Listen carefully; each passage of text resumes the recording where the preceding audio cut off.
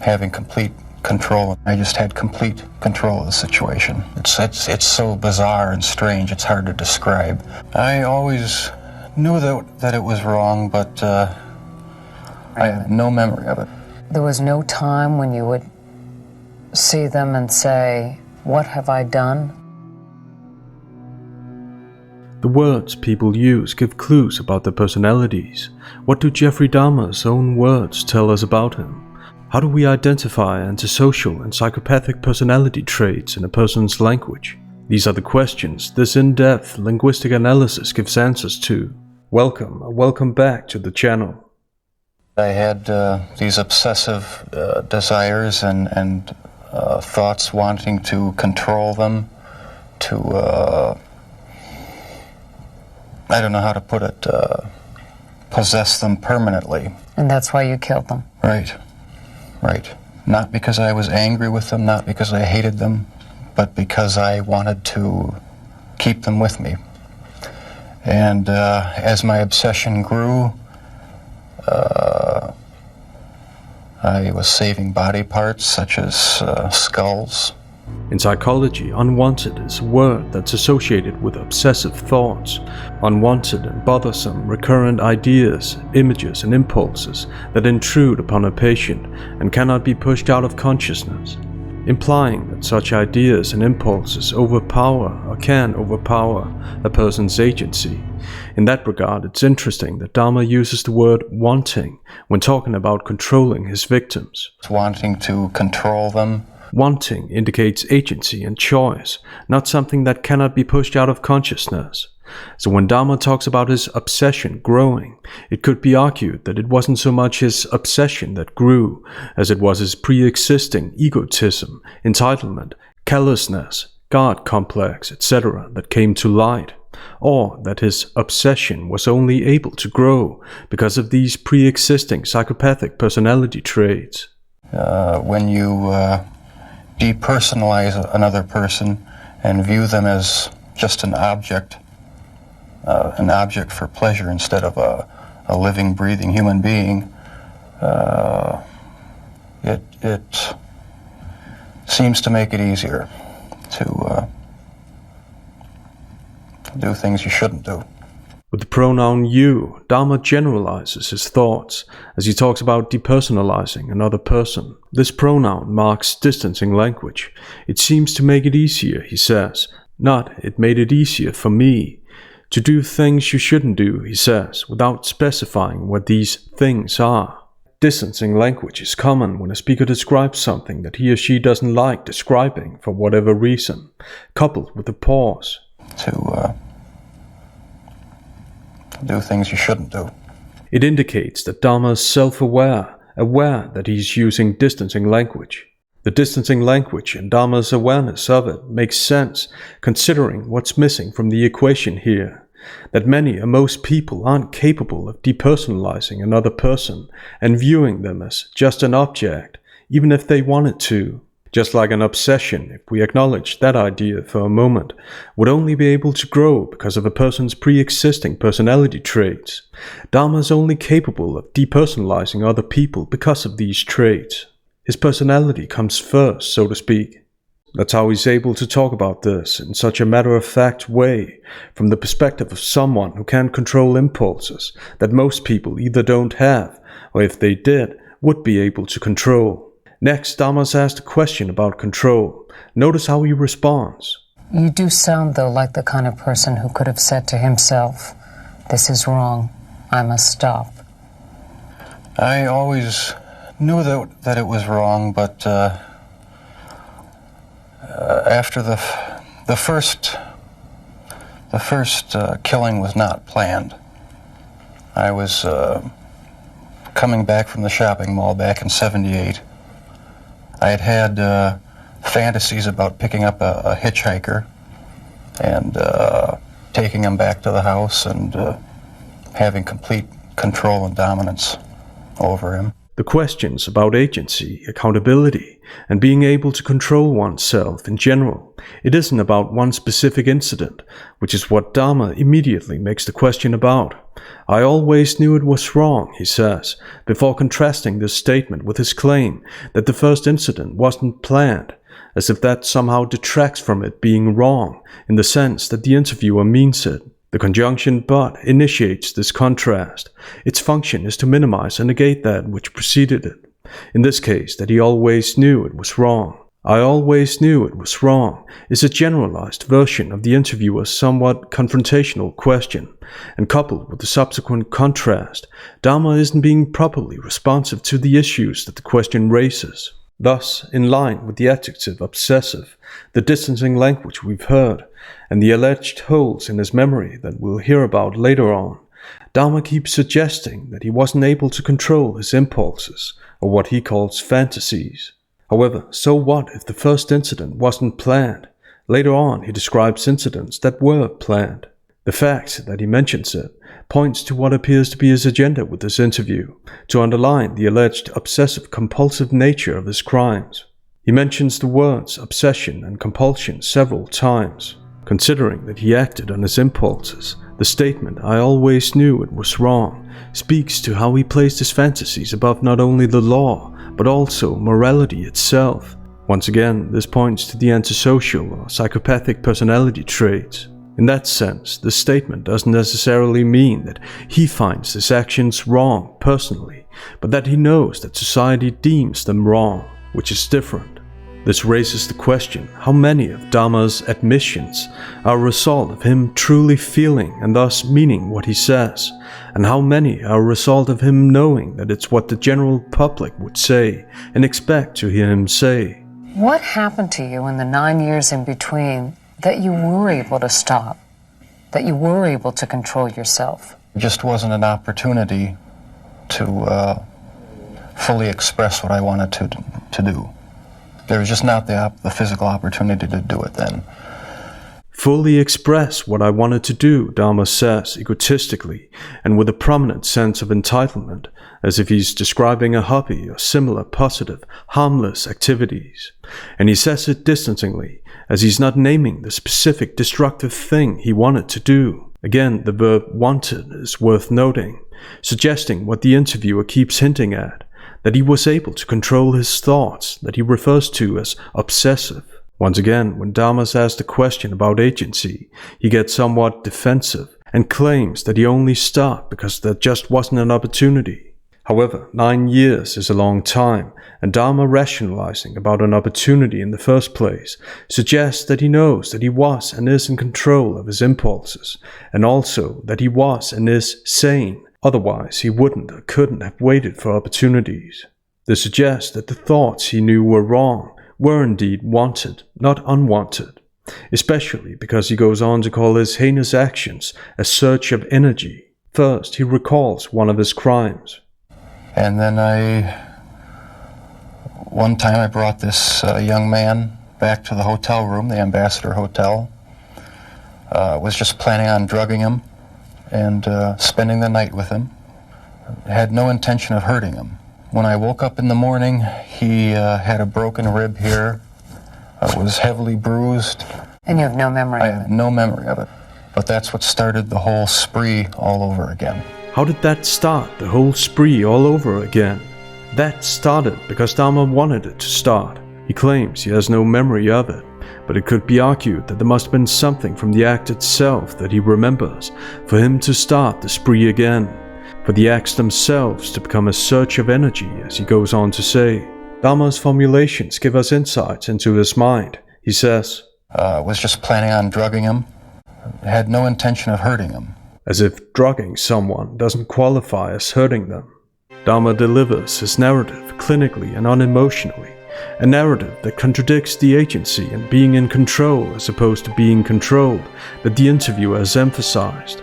This explains why he's reacted somewhat defensively to the interviewer's questions. Considering the details Dahmer mentions and the facts that he's even capable of mentioning them, it's tempting to think that he enjoys remembering these details and delivering these narratives. At the very least, it points to an absence of remorse, that Dahmer doesn't feel the way most people feel. What Dahmer is describing is just one crime, one narrative. What about all the other crimes that he does remember, assuming that he isn't simply lying about not remembering this one? Wasn't he able to stop himself before committing those? Just because he's able to recount one incident that favors his narrative about not being in control, it doesn't negate the interviewer's question. What happened to you in the 9 years in between that you were able to stop, that you were able to control yourself? The question is still relevant. Thus, it should be considered that Dahmer's responses are self-serving. Afterwards, were you repulsed? Were you upset? No, at the time, it was almost addictive. It was almost a surge of energy. I wouldn't have to worry about any of their needs or anything. I just had complete control of the situation. Once again, Dahmer emphasizes control as his main motivation. Oftentimes, a need for control is superficially interpreted as a result of a person who doesn't feel that they're in control of their life. However, the more relevant question is what the motivation behind the need for control is. The answer is extreme egotism, callousness, a deep-rooted sense of entitlement, God complex, and other antisocial or psychopathic traits that Dahmer's statements are results of. His personality traits are the cause, and his statements are the effect. In relation to this, describing something as grotesque as this, as a surge of energy, points to the same antisocial inclinations. I wouldn't have to worry about any of their needs. Most people would refer to this as caring for other people, and Dahmer makes it sound like a chore. This formulation suggests that worrying about people's needs is something he doesn't like, and that he's wanted to rid himself of, which speaks to his extreme egotism and callousness, and also, coupled with my previous observations, suggests that he was in control of what he did, just as he's in control of and very careful with the words he uses in this interview. Why did you photograph them? It was my way of remembering their appearance, their physical beauty. I also wanted to keep if I couldn't keep them there with me whole, at least I felt that I could keep their skeletons. The clause, if I couldn't keep them there with me whole, suggests slight annoyance with this not being possible, and the adverb, at least, implies that he had to settle for less than he wanted, almost as if he'd made a sacrifice. At least I felt that I could keep. These formulations point to the entitlement we've seen, and overall, Dahmer's statements show the psychopath's desire for trophies that have a self-aggrandizing function. And I even went so far as planning on setting up an altar with the 10 different skulls and skeletons. I even went so far, Dahmer says, implying that he knows that what he did is grotesque in the eyes of the world. Utterances like these raise the question, does Dahmer actually feel that it's grotesque, or is he merely parroting what he knows that other people would say about it? Later on, Dahmer makes a revealing comment in that regard. I'll get back to that. And what was the purpose of the altar going to be? As a sort of memorial. A point where I could, I don't know. It's so bizarre and strange, it's hard to describe. A place where I could collect my thoughts and feed my obsession. At this point, the interviewer should have repeated her previous point. You do sound, though, like the kind of person who could have said to himself, "This is wrong, I must stop." Because here, Dahmer had plenty of opportunity to stop what he keeps calling an obsession. Contemplating an altar in order to collect one's thoughts doesn't sound like someone who was out of it and wanted to escape his thoughts. On the contrary, it sounds like someone who wanted to dwell on his thoughts, on what was his surge of energy. Who wouldn't want to dwell on the thing that gives them energy? He calls it a memorial. Usually, people use memorials to remember the deceased. With Dahmer, however, things are different. It's all about him collecting his thoughts. him remembering their beauty, etc. His victims are mere objects for his deliberate actions. It's so bizarre and strange, it's hard to describe. But why is it hard to describe? Because he knows that people will find it bizarre. Because he doesn't feel that it's as bizarre as he says it is. Oftentimes, what Dahmer seems to feel and what he says appears to be two different things. There was no time when you would see them and say, "This is grotesque. What have I done?" There were times, but the compulsive obsession with doing what I was doing overpowered any feelings of revulsion. With the conjunction but, Dahmer minimizes and negates the guilt he should have been feeling in the moment, to instead emphasize what he now calls a compulsive obsession, which is defined as a pattern of unwanted thoughts, a far cry from how he planned on building an altar to collect and thus dwell on his thoughts, and a far cry from the ease with which he's describing his crimes.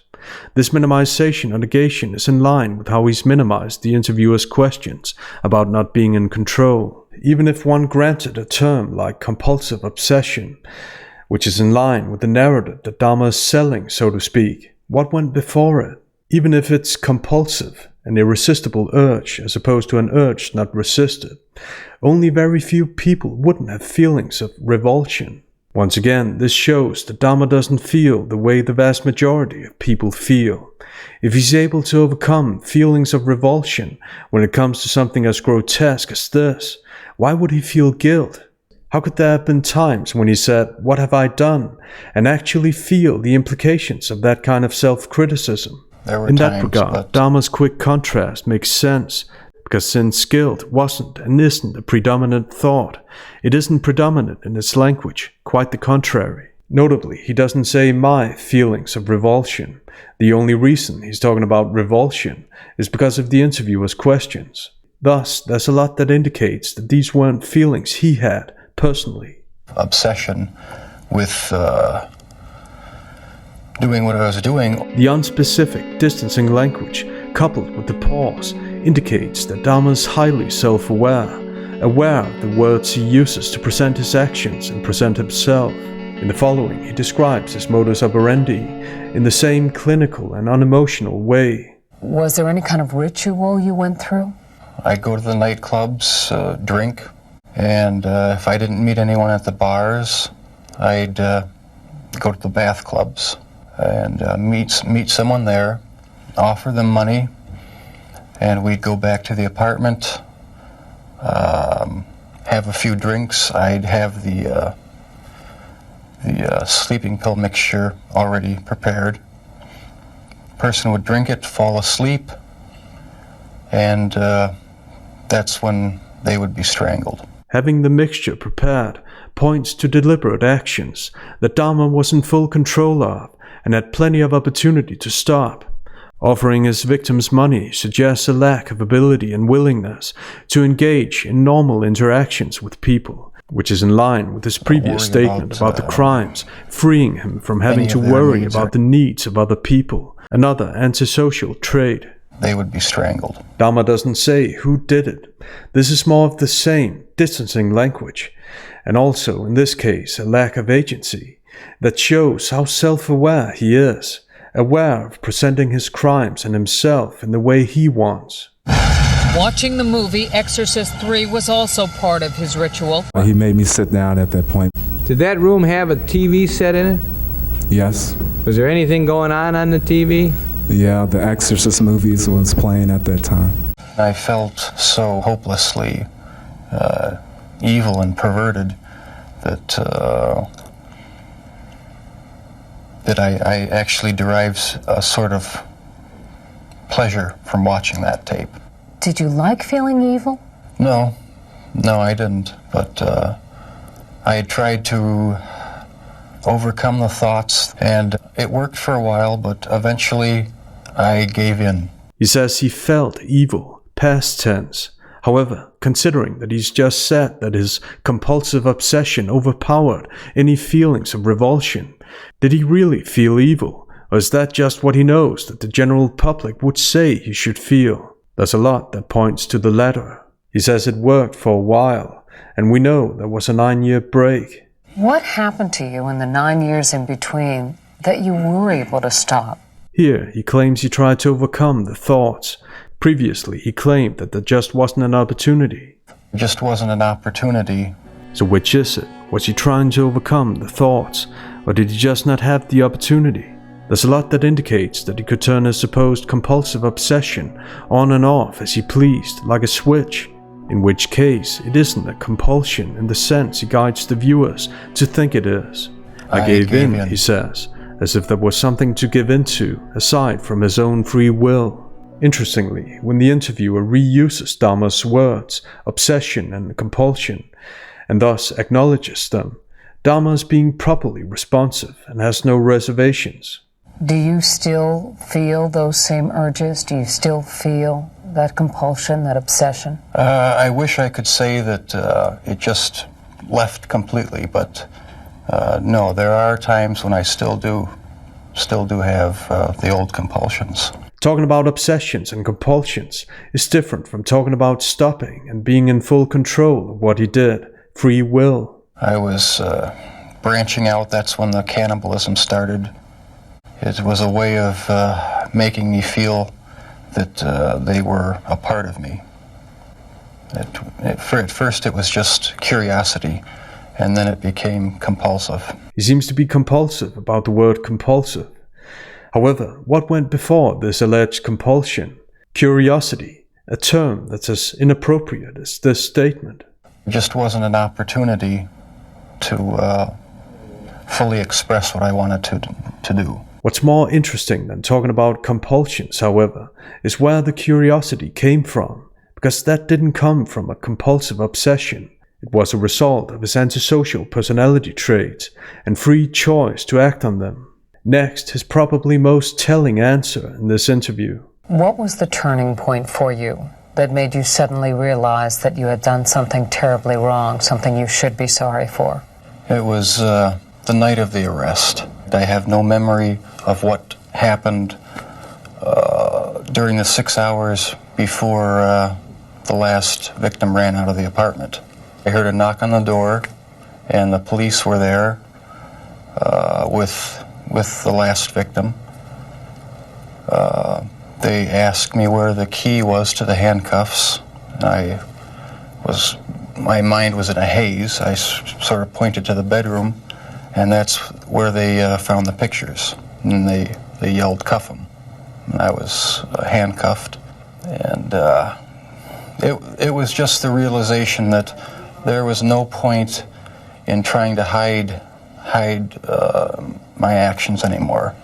The best route was to help the police identify all the victims and just make a complete confession. The question calls for Dahmer to describe something that changed in him, a turning point that's a lot sooner than the night of the arrest.